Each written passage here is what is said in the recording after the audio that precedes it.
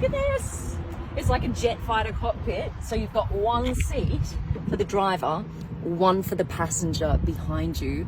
And here, if you don't have a passenger, you get a matching bag to your car. It's called the Czinger. Come here.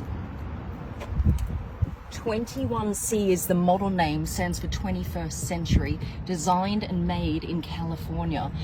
And they're only making 80 of these cars around the world.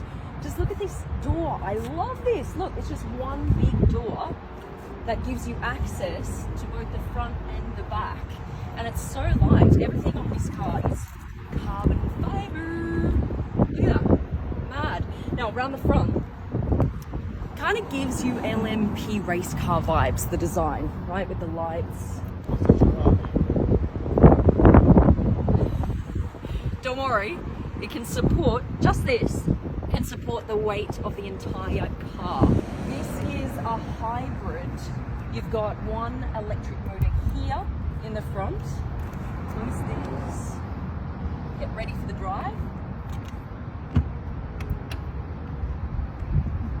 You've got a twin turbo V8 here in the back. Check this out. This is all 3D printed. How cool is that? Fuel, where do you put it in? Right here.